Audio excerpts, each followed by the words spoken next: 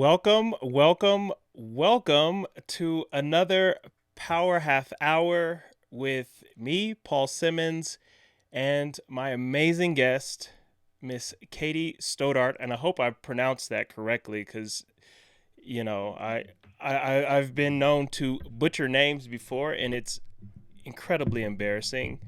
But thank goodness I got it correct this time around. But yeah, so if you are here live, please type in hashtag live in the comment section below. Or if you are here for the replay, go ahead and type in hashtag replay. Wow. So it's been a while since I've been on here. I think I had some things going on the last couple of weeks, but we're here. We're live and we are in color. So thank you again for being here.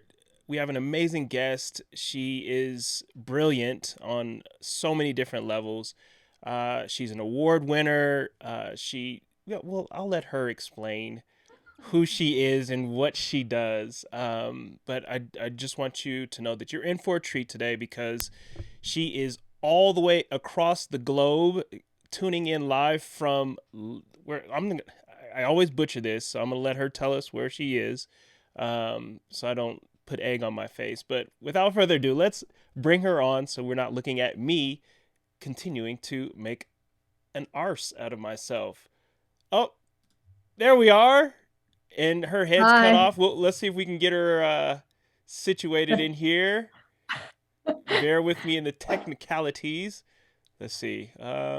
Maybe can you raise your camera up just a little bit? Is that Sure. possible? Yay! So better. There we are. Much better. Thank you, Katie. Hi, Paul. Thanks for having me on. Thank you for the great introduction. Oh And I'm yeah, in that was Sweden, in Sweden. oh Sweden. There it is. Sweden, Sweden, Sweden. She's in Sweden. This is amazing. What time is it there?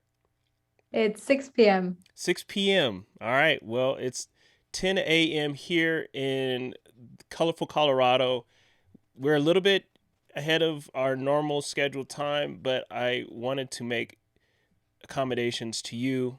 And, we want to learn from what you have to offer. You are brilliant in helping business owners and professionals make use of their time, right? And structure their lives around their whatever, personal and professional. And why don't you just tell us what you do and how did you even get to where you are right now? Yeah, so I help business owners to reduce overwhelm and reach their goals and find that work-life balance and be more focused. And so tune into peak performance in their business and thrive in their business and their lives. And I got there. It's kind of a long journey, but the very abridged version is I worked 5 years at sea as an engineer, as a hydrographer, and then discovered coaching, fell in love with coaching, started my own business, and then later on specialized in peak performance. That's the short version. Well, you don't have to be too short. What led you to that this amazing coaching profession? I think it's because I've always loved people and working with people. And when I was working at sea, it was very technical, analytical, software driven. And there were some bits that were fun, but I knew that in the long run, I was really passionate about people. So I went on this journey of exploration to try and find out what it is that I want to do with my life, one of these big existential crises. And then I discovered coaching, and it felt like a match made in heaven. It was really, I remember the first half an hour or hour at the coaching academy, the coaching school, and just thinking, how is it possible that I've lived all these years without knowing about this? I just loved it from the get go. That's pretty fascinating because I think a lot of times as entrepreneurs, we kind of stumble into something that we didn't even realize we had a passion for, right? Um, and it's not really taught in school. At least not in American schools. It's not. There's not. Well, I guess you have classes for entrepreneurship, but it's not a basic fundamental class, and you learn so much as being an entrepreneur, right? That you didn't even learn in school. And it's That's kind for of sure. the age old question, like, why am I learning this stuff? I'm never going to use it. And sometimes that's true. Like sometimes you won't use the things that you learn in, fundamental school or the traditional school space. But what's something that you feel was an overlap? Maybe something that you did learn in traditional school that you can apply to your business. That's a good question. I think there are things I learned in my job that I can apply in my business, from leadership skills to team management and just overall communication. At school, I would say I mostly learned how to work, as in how to work long hours extensively in depth. I work a lot less now than I did when I was a student. I think I'm compensating for having studied for too long. And I think it was always, yes, a great lesson in how to fail, because every time I would not do as well or succeed as well in different subjects, you would just learn and do better in the next exam. And because education is such a big deal in France, there's a lot of pressure around the grades you have and a lot of peer pressure around it. I think it really helped me to, yes, learn and cope with failure. So I think that those two things, that's it. Learning to cope with failure and knowing how to work and structure a bit my life and boost my, memory skills and stuff. I love the fact that you said failure, um, because I think that's almost a dirty word, right? Failure. It makes you feel like you're less than because you didn't succeed. But I've learned that that's a natural part of growth, right? As children, you fail, but you're not left with this stigma of, oh, you failed, right? Like it's you learn. You're like, oh, okay, well, that didn't work. Let me try it again. And I think taking that mindset and that approach to business as well is just a learning process, because you're not going to be great at anything you do in the beginning. I mean, some people are just, I mean, sometimes you're naturally gifted, but in the real scheme of things, you're not going to be successful right off the bat. It takes time to develop the skills and learn things that you can do and can't do, shouldn't do. Um, yeah. So enough about me. I do want to ask you about failure. Actually, what's something that you failed in your business that you were able to grow from? The question would be, well, haven't I failed in my business? I love it.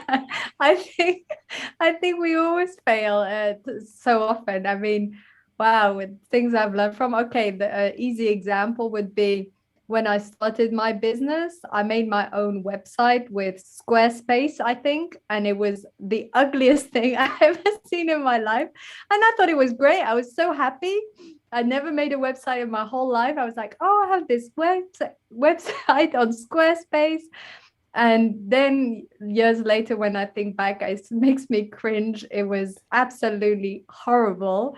And then I made it in WordPress, and then I remade it, and then I had someone make it. I think I'm on the fifth iteration, and now I want to redo it in Ghost. So constantly iterating. That would be one really off the top of my head easy example, because that's the first thing I wanted to do when I set up my business, was have a website and have business cards, and none of these are the most important, but that's what it felt like to me. So that's one example, but I think I probably failed at everything that you think I look successful in, because if I'm doing well in something, you can be sure that there's been some iterative failures behind. That's great. I feel you 100%. I can't tell you how many times I've failed. What is something that you advise people that want to work with you? Like, what are some things that you look for when you want to take on a new client? That's a good point. Generally, first of all, I look at what are they working on and how committed are they. So I only work with people that are highly committed, because That's how you get progress. And they're the sort of people I enjoy working with. So I can see generally from what they're talking about and their energy, how committed they are. And then it depends what they want to work on. So if it's things like work-life balance, overwhelm, clarity of goals, direction, bit of business strategy, all of this is aligned. If they came to me and they were going through a depression, that would not work. That's more for a psychologist, not for a coach. If they came to me and the main thing they wanted to focus on was their relationship, that's also not my main focus.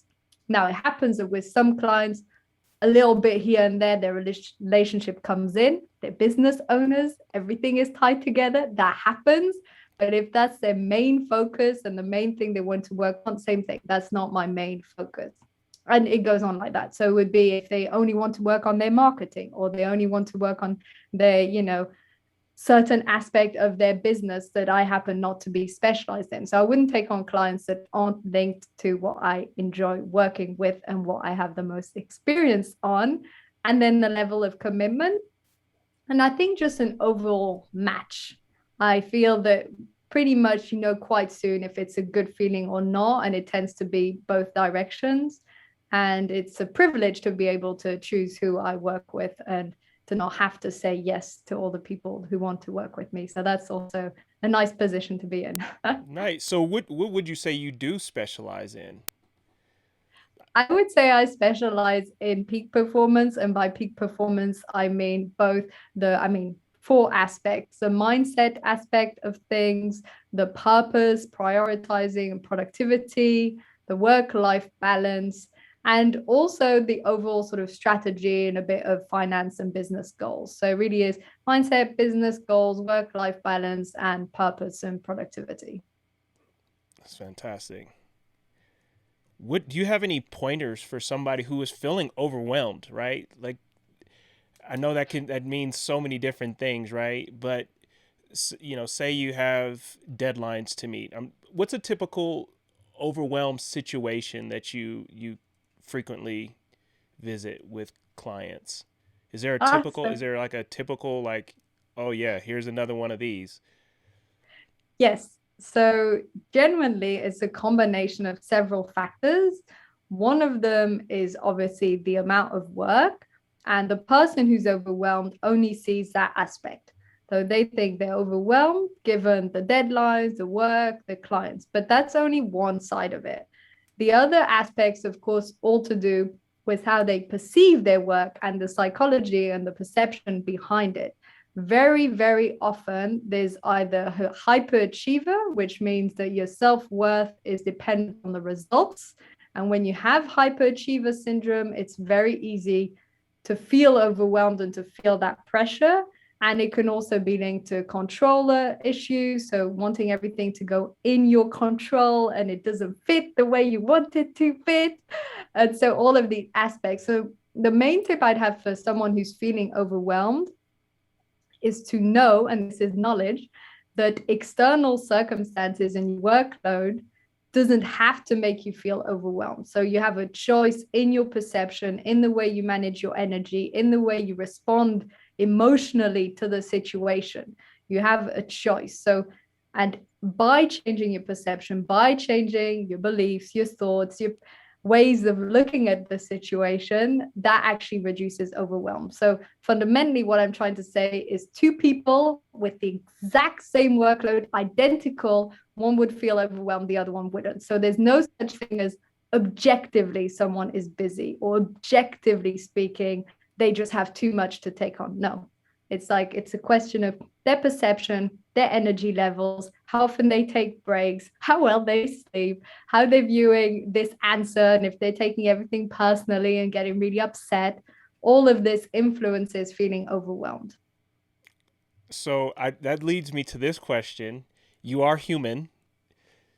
You also feel overwhelmed at some point in your life, right? I was thinking about this earlier. I was thinking of writing a post about how I never feel overwhelmed, but I thought people might take it the wrong way. Well, there's several things. So, because I have the privilege to manage my own business, I know what works and doesn't work for me. So I never do back-to-back calls. So I know some people in the corporate world, they have back-to-back meetings. I know that's uncomfortable and, have a bunch of ideas of what could help, but this is a bit different. So in my own business, I always schedule half an hour between each call or podcast interview or event. Now, if I have a day with a lot of calls, those breaks I take off. So I get up, I walk around, I drink water, I don't check email, I don't answer social media. I take those breaks off because I need the mental energy to prepare for the calls. So this really helps with not feeling overwhelmed. And then I manage my workload in a way that's not overwhelming. So I just manage it and manage my emotions. And I think I do have some feeling sometimes that is similar to overwhelm, but it's more sometimes just feeling emotional, right? So upset or frustrated or things like that for sure. But it's not that feeling of you have too much to handle. This I don't have. So I might feel upset a certain day. I might be a little less motivated and I work on my motivation. I might have, a bunch of emotions. I am human. But it's true that this feeling of like, oh, I have too much, I can't handle this. The only time I do have it is because I love new things and new projects and new ideas. And then I'm like, oh, I can't do all of them at the same time. But that's more like FOMO than Mm-hmm. overwhelm. Mm-hmm. Nice. What do you see? Where do you see yourself in the future? What is your goal? What is your overall? Where do you want to see yourself in the future? Yeah, no, thanks for asking, Paul, because I actually 3, 4, 5 days ago had a whole like pivotal moment in my business and my mind. And I'm now decided that I'm going in the direction of having a coaching agency. So over the last few years, I've been feeling it a bit difficult to work on my own with, a few people like my assistant and things like that, but sort of one woman show. And I thought, I'd love to have like a team. And I know so many fantastic coaches, so brilliant. I thought it'd be great to have an agency. And for now, the idea that I have is I would focus on corporate workshops and I would let each of them do their own sort of program and I would just facilitate, building the relationships with the companies and clients.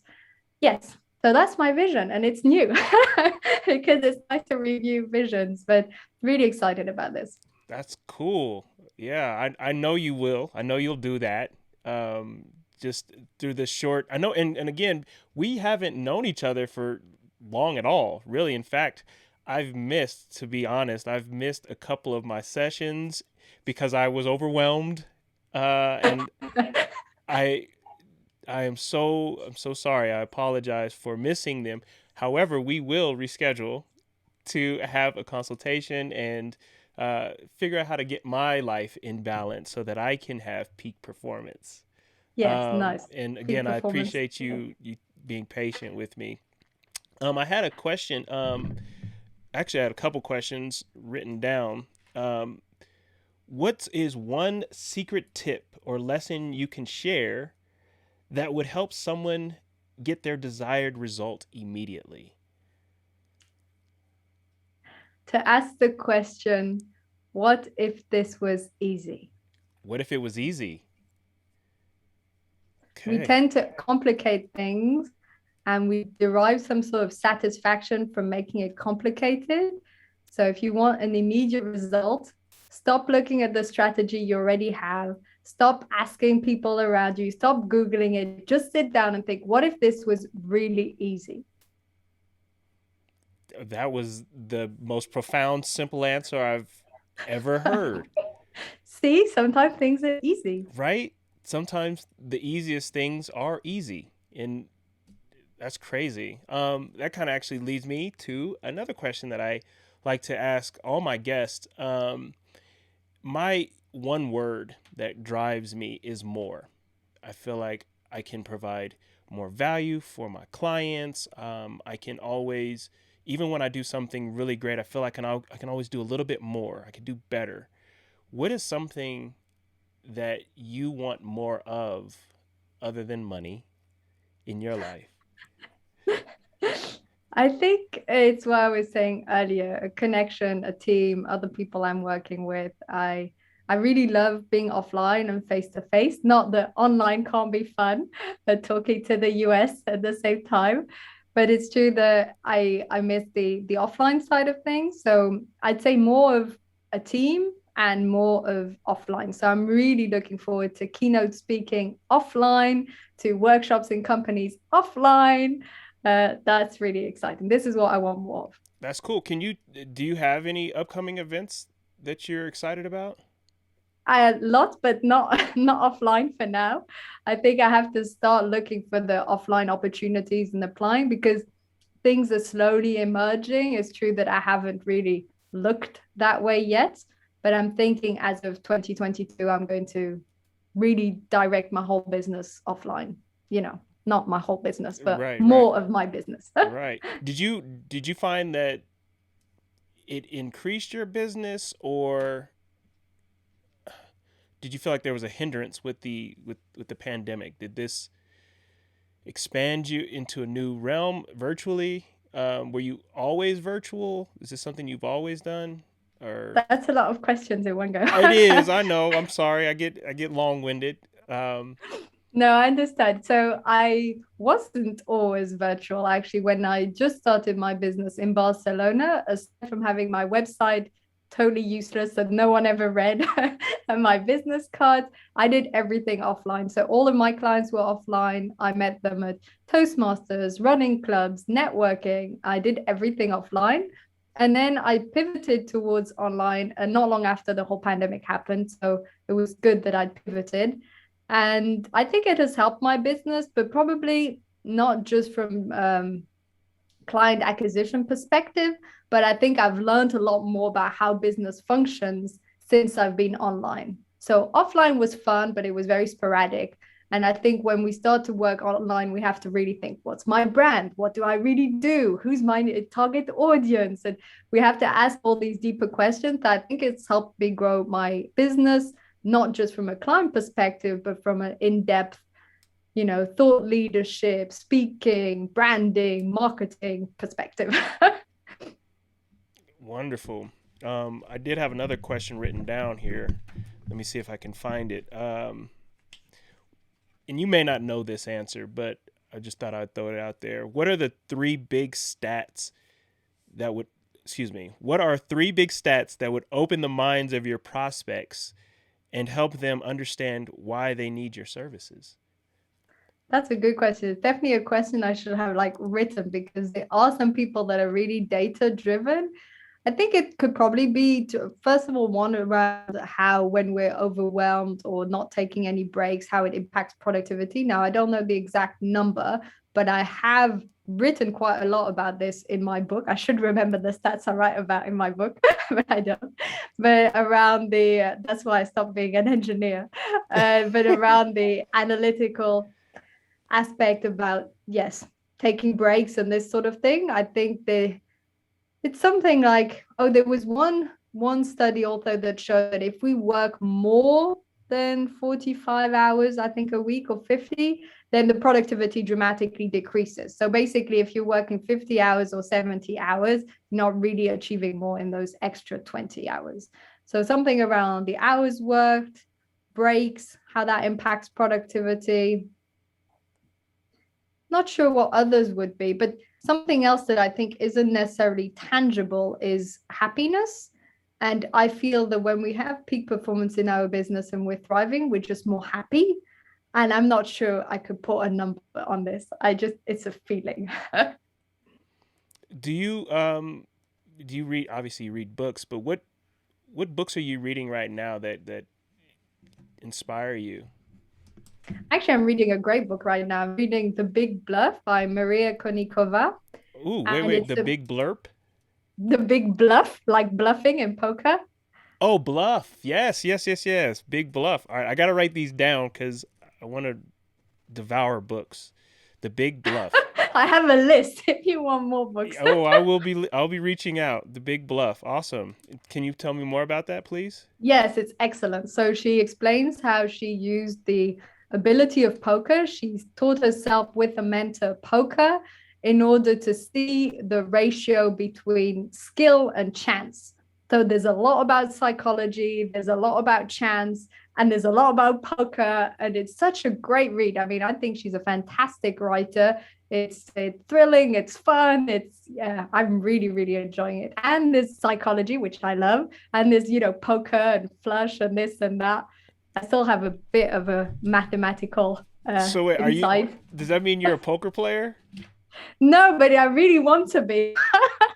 I was reading this and thinking, man, I wish I could bluff like that. And would I be able to read, people facial expression or their body language? Because apparently it's a lot more in their hand gestures than it is on their face. Mm. So she explains in Thai studies, a lot of stats in there.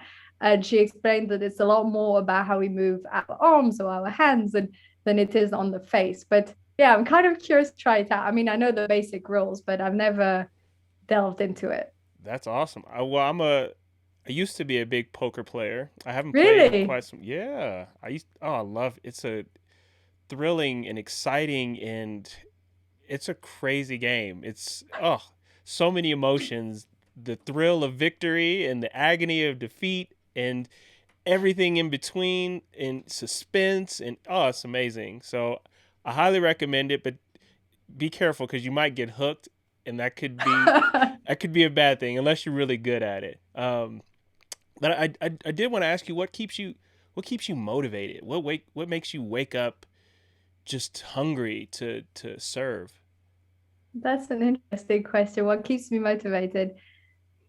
I think it's a combination of both the long-term vision, but if I'm perfectly honest, long-term vision has never been what motivates me most. So I think it's somewhere like the percentage of my motivation, but it's probably not the highest because it's long-term and I'm a sort of immediate short-term person. And so I think it's a combination of different projects or people I'm working with, and then who I'm going to see during the day because I actually go to a co-working space. So I look forward to the people I'm going to see there. I look forward to the activities I'm going to do. I think it's just adding a bit of fun and joy in everything I do. So I've taken up again dancing recently that I really like.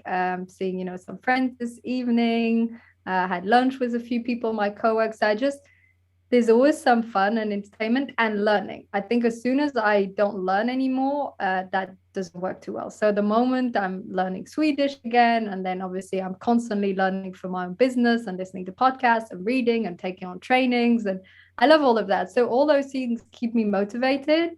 And I think all the results. So every time I do something and someone writes a nice message or contacts me, or yeah, just seeing the results is always nice.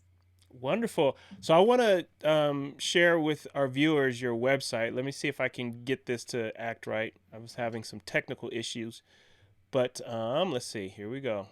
Cross our fingers. Boom. Up. Do we see it? Yeah, that's my Okay. LinkedIn. Yeah. So this is your LinkedIn.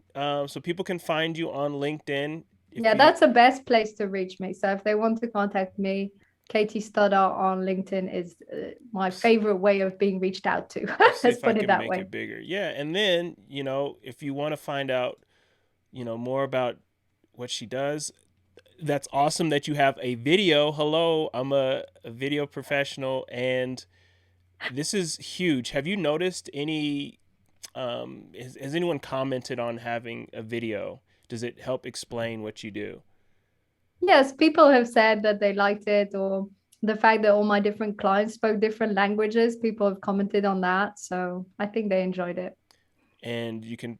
She's Facebook page. Up there's your picture.